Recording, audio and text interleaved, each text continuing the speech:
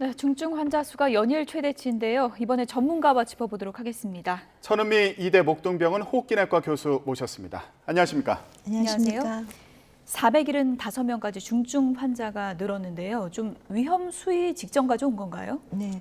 그 중증 환자가 사실은 어제 오늘 계속 470명대를 넘었는데요. 예.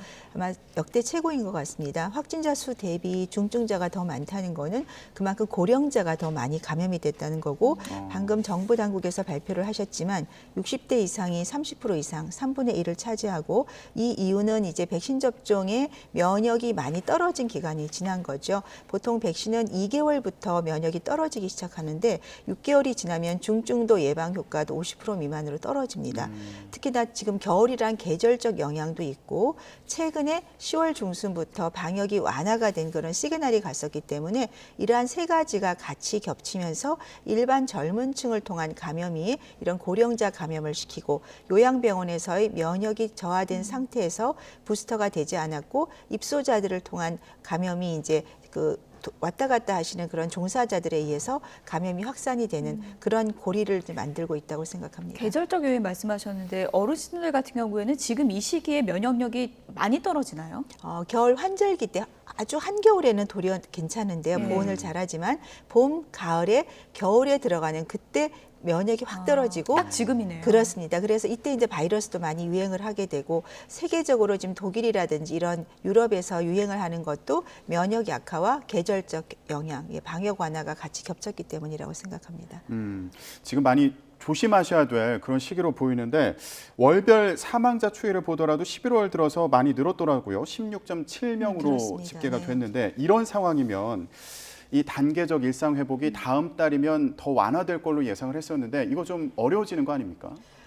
지금 한 2주가 채 안 되는데 이미 이제 확진자나 사망자, 특히 중증자가 는 거죠. 근데 이거는 위드 코로나 가기 전에 이미 4차 유행 때 축적이 된 그런 중증자들이 나오기 시작한 거고 특히 이제 30, 40대, 50대도 사망자가 늘고 있습니다. 확진자가 늘게 되면 그중에는 중증자가 나올 수밖에 없는데 그 이유가 치료가 제때 못 들어가기 때문이에요. 그래서 지금 사실 보시면 1월에 가장 확진자 많을 때 사망자 수랑 거의 유사하게 나오고 9월에 비해서 지금 거의 3배 가까이 올라갔어요, 사망자가.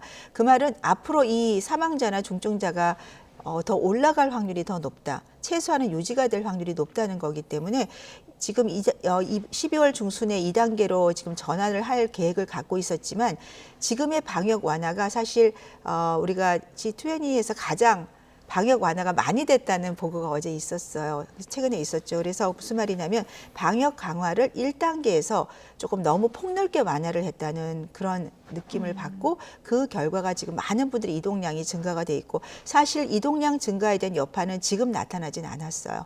앞으로 다음 주부터 본격적으로 나올 거고 안 나타난 게 이런 건가요? 그렇죠. 그러니까 중증도가 는 거는 위드 코로나의 영향이 지금 아닙니다. 그거는 4차 유행 때 영향이 나온 거고 예. 그 영향은 이제 확진자로 나올 거죠. 그래서 지금 2단계로 가는 거는 지금은 조금 이른 감이 있고 정부가 이번 달까지 상황을 보시고 아마 결정을 하실 겁니다. 만일에 2단계로 전환을 고려를 꼭 한다면 저는 야외에서의 마스크 착용, 특히 이제 운동할 때는 마스크를 벗어도 되지만 사실 우리가 야외에서 마스크를 다 벗으라 마스크를 안 갖고 다니는 분이 있어요. 그러다가 버스나 지하철을 탈 때, 대중교통을 탈 때 마스크가 없기 때문에 바로 마스크를 쓰지 않고 탈 확률이 굉장히 높죠. 그러니까 그런 사례가 있을 수 있기 때문에 제한적으로 사용을 해야 될 것 같습니다.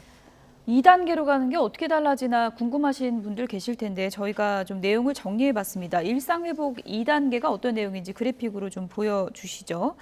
예정대로라면 다음 달 중순에 이제 이렇게 진행이 되는 건데 지금이 1단계고 2단계가 유흥시설 영업시간 완전히 풀리는 그렇습니다. 거고 네. 실외에서 마스크 벗는 거고요. 그리고 이제 대규모 행사도 할 수 있는 건데 그럼 2단계는 어느 정도 수치에서 가능한 건가요, 교수님? 지금 우리가 중환자 병상 가동률이 75%를 넘게 되면 비상계획이 발동이 되죠. 그럼 당연히 2단계로 못 가게 되는데 지금 서울은 75%에 도달을 했습니다. 예. 우리가 전국적으로는 아직 60% 정도 미만으로 되어 있지만 사실은 대부분의 중환자는 지금 수도권에서 발생을 하고 있고 수도권에서 나온 확진자들이 이미 먼 거리에 있는 곳으로 지금 이송이 되고 있어요. 그 말은 이미 포화 상태가 됐다는 거고 정부가 병상 마련의 행정명령이 내려갔지만 지금 현장에서는 의료진들이 볼 수가 없어요. 그러다 보니까 확진자가 병원에 이송이 잘 안 되는 그런 문제가 생기고 특히 재택치료에 있는 분들이 이송이 제때 안 되면서 이분들이 중증적으로 가고 있고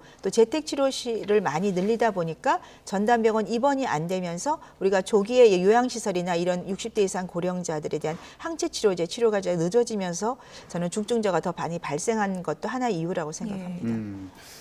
그러다 보니까 이거 비상계획 조치 발동하게 되는 거 아니냐 이런 얘기들도 나오거든요. 요러기에는 아직은 좀 이른 상황일까요?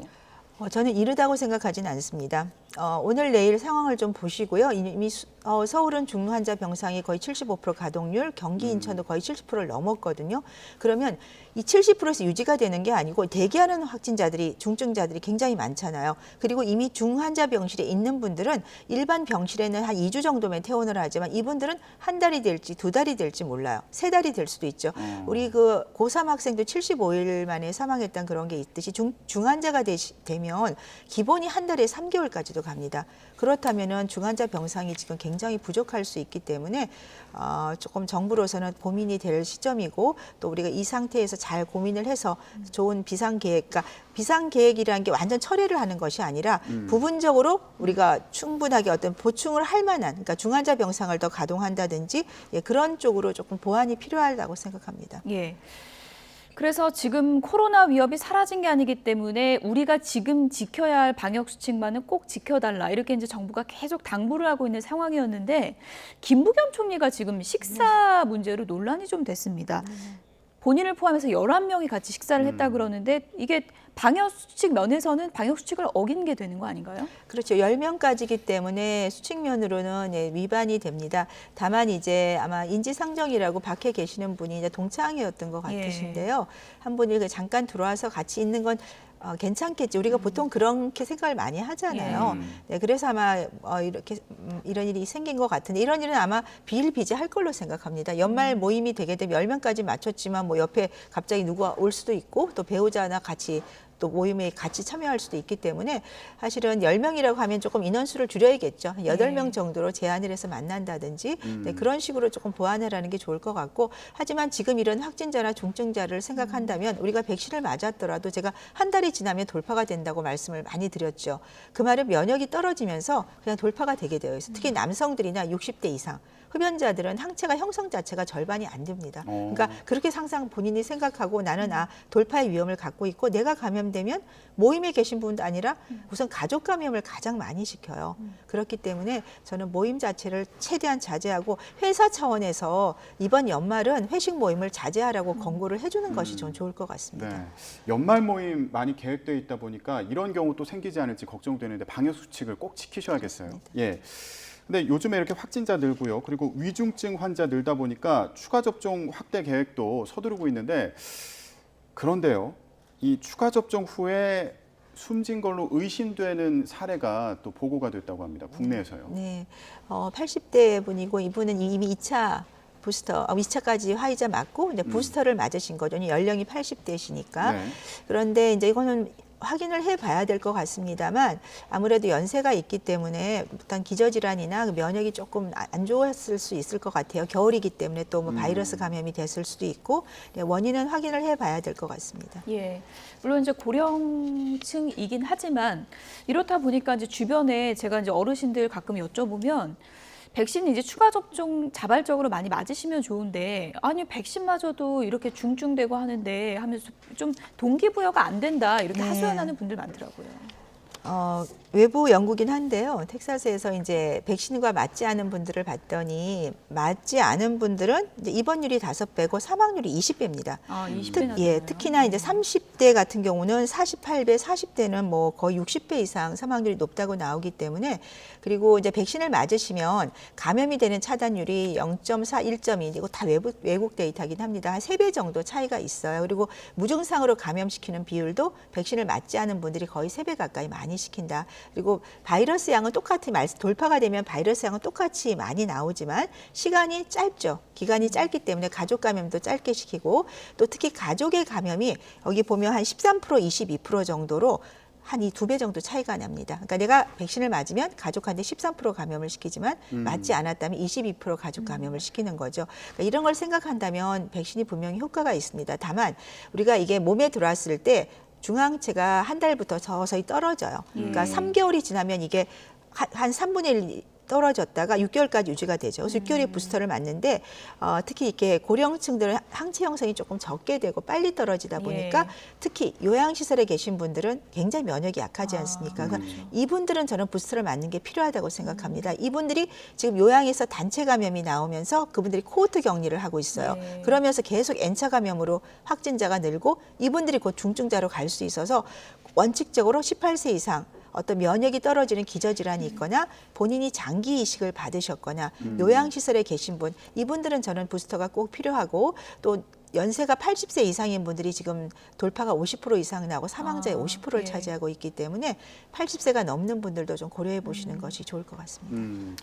부스터샷에 대해서 얘기를 해봤는데 아직 백신 1차 접종도 좀 꺼려 하시는 분들도 계시잖아요. 어제 그 가수 임창정 씨 그 확진 관련 소식 저희가 전해드리면서 결혼식장에서 이제 축가를 불렀는데 확진 판정을 받아서 좀 논란이 되는 부분이 있다고 전해드렸는데 노래 부를 때 마스크는 쓴 것으로 전해졌더라고요. 그런데 또 백신을 안 맞았다 그래서 또 논란이 되는 경우도 있는데 이 경우에 또 개인별로 사정이 있는 경우도 있지 않습니까? 좀 고려해야 될 부분이 있다면 다시 한번 짚어주시죠. 네, 이제 백신들을 맞으면 뭐 우리가 백신 패스도 있고 또 가족 감염도 적고 본인도 중증 안 가니까 참 좋죠.